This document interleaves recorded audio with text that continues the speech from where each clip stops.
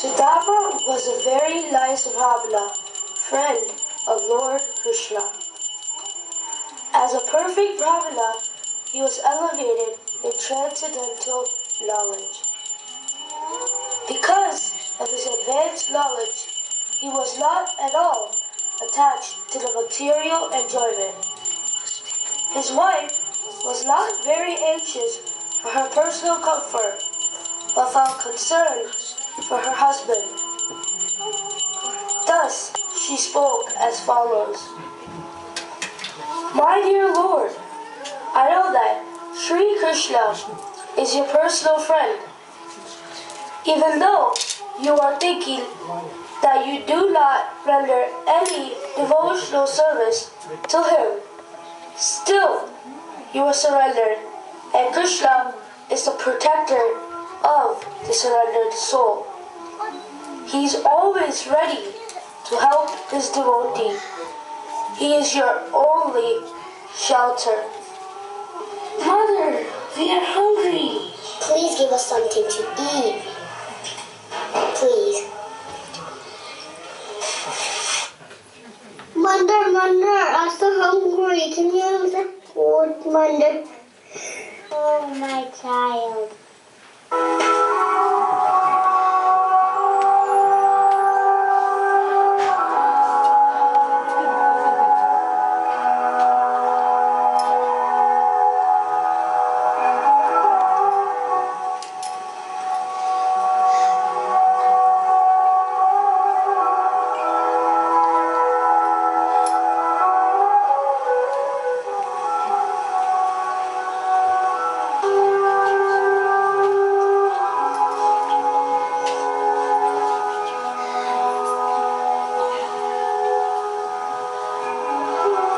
My dear husband, please go to Krishna and he will certainly help you. I don't want any material benefit from Krishna. Krishna is only interested in pure devotional service. Besides, I'm perfectly satisfied with what Krishna has provided for us. Are we not living peacefully? Do we not have shelter? Are we not eating? Not sufficiently, my lord. Sometimes you are even too weak to stand. I'm not this body. But he would want you to have the bare necessities of life. My dear lord, please go to him. I beg you. I cannot bear to see you in this condition any longer. All right, I'll go. Besides, if I do go, I shall be able to see Krishna face to face. Yes, it would be wonderful for you. But what gift can I offer him? I'll find something. Here are some chipped rice. This is all we have? Yes, and please be careful on your journey. Hare Krishna.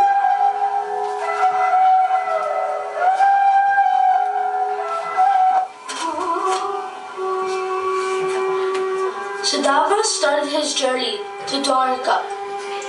Dwarka city was constructed with a very strong wall covering 96 square miles, and the wall itself was within the sea.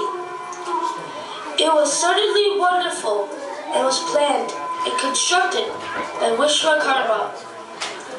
No ordinary architect could construct such a fort within the sea, but an architect like Vishwakarma, who is considered to be the engineer among the demigods, can execute such wonderful craftsmanship anywhere in the universe.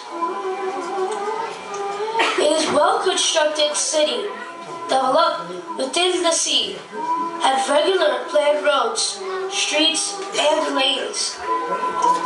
There were also well-planned parks and gardens filled with plants known as kalpa vrikshas. or desire trees. These desire trees are not like the ordinary trees of the material world. The desire trees are found in the spiritual world. By Krishna's supreme will, everything is possible. So such desire trees were planted in Dwarka, the city constructed by Krishna. The city was also filled with many palaces and big gates. They are very high and constructed with fine artistic skill. Such palaces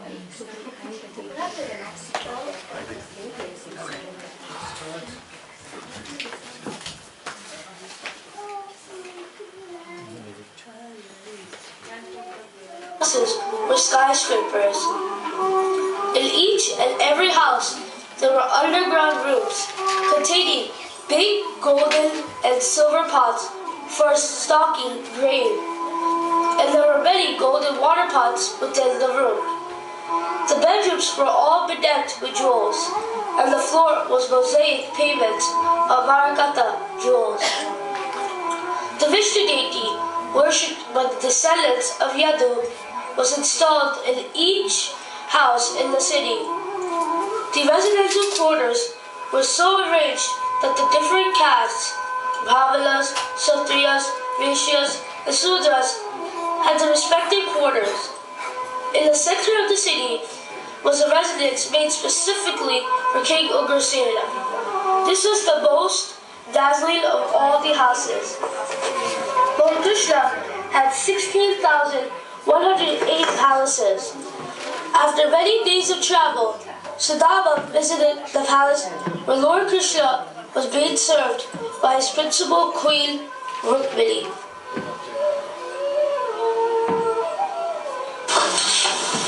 Who are you, O Brahmana? My dear servant, Lord Krishna, I've come from far to see my childhood friend, Lord Krishna. You are Krishna's friend. Brahmanas are very dear to Krishna, so are allowed to visit Krishna without any objection.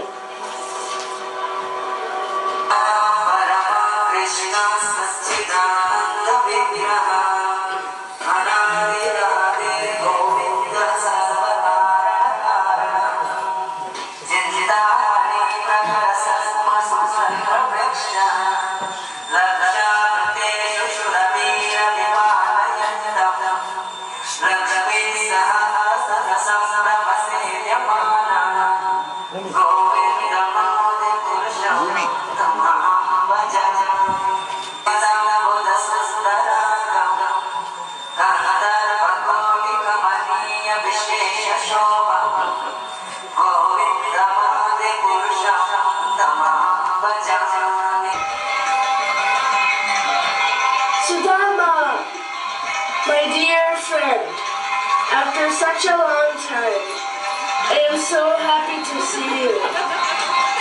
Krishna, my Lord, it is so nice to see you. Please come sit here.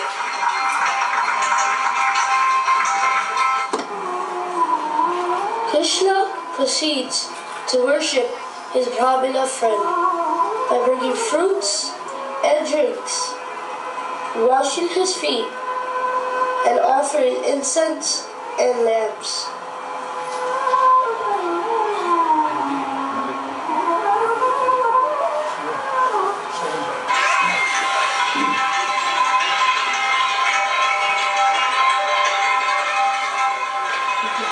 It is such a great fortune that you have come to Dwarka. I can't understand why Krishna is worshipping this poor Brahmana. He is poorly dressed and not very clean either. Surely this Brahmana is not an ordinary person. He must have performed great pious activities. Otherwise, why would Lord Krishna take so much care for him? But he is sitting on Rukmini's bedstead.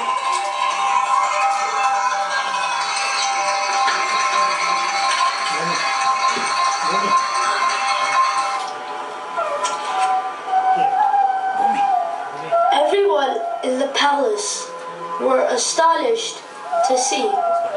Lord Krishna, whose embraces are for none else but Rukmini and Balaram, has embraced this poor Brahmana to his chest.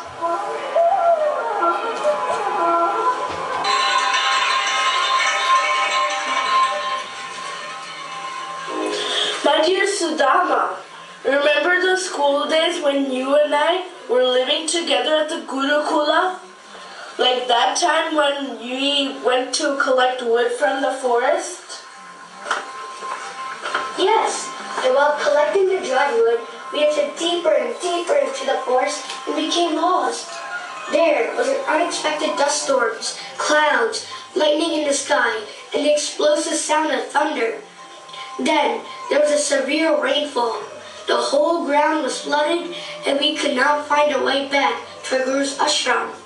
We felt greatly pain in whichever direction we turned. We became bewildered. In that difficult time, we took each other's hand and tried to find our way out. We passed the whole night in that way. Early the next morning, when our absence was noticed, our Guru Deva, along with some of his disciples, came to search us and found us in this distressed condition.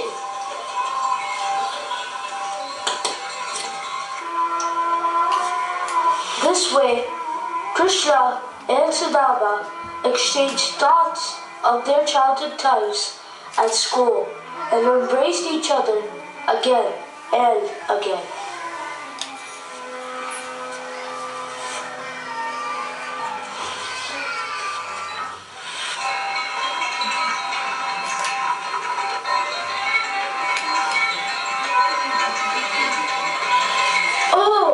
What have you brought me, Sudama? Sushila must have sent something nice for me.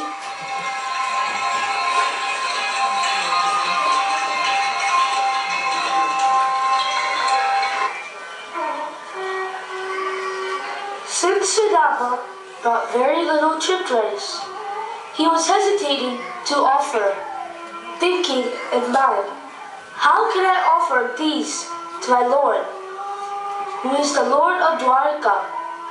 But Krishna accepts anything when offered in love.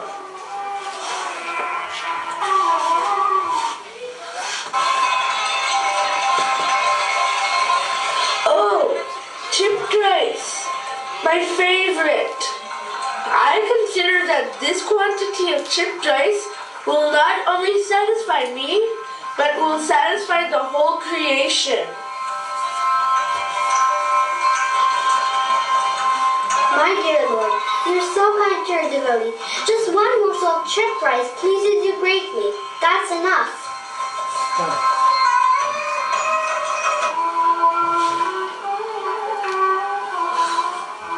It was late, and Sudama passed the night in the house of Lord Krishna.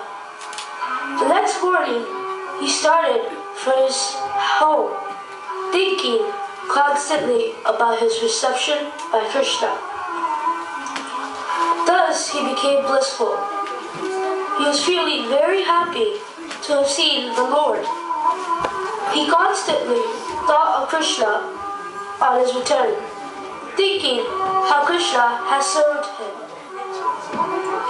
Brahmanas are certainly very dear to Krishna. While thinking this way, he finally reached home. On reaching there, he saw that everything was wonderfully changed.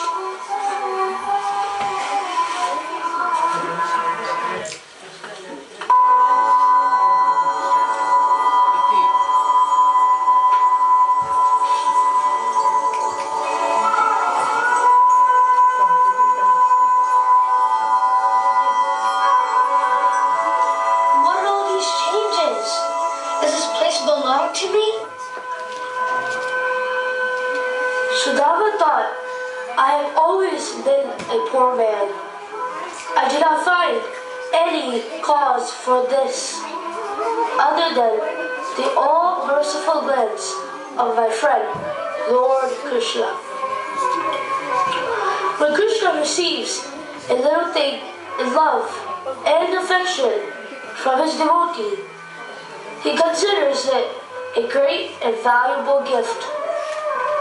I simply offered him a morsel of chipped rice, and in exchange, he has given me opulences greater than those of the King of Heaven, Indra.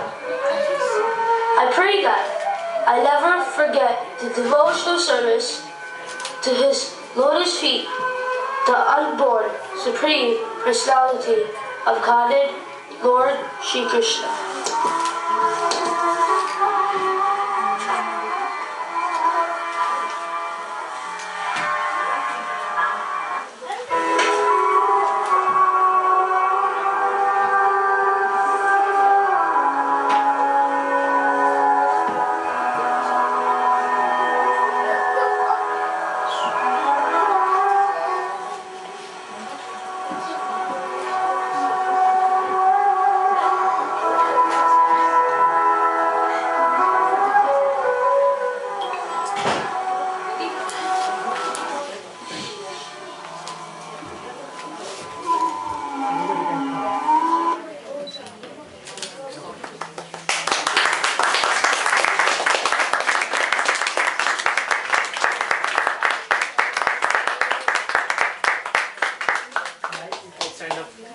Vishnu, come.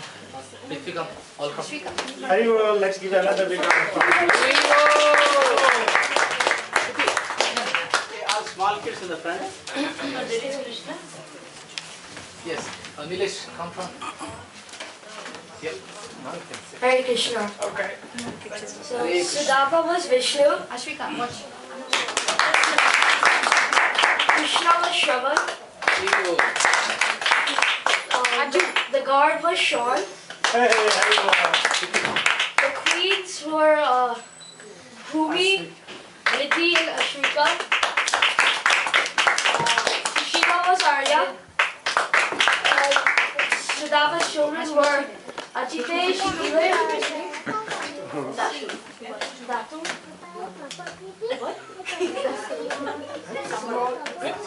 Samard, and Prithvi.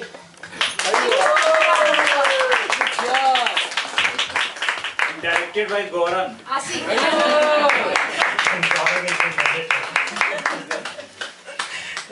These children, maybe first time they're meeting in the stage actually. So they did wonderful. Did you all like it? Yes. So all let's give a big round of applause. Haribo! Thank you so much. Yeah, you all can come. We will have now Ashi, presentation. We'll have the prasadam. Yeah.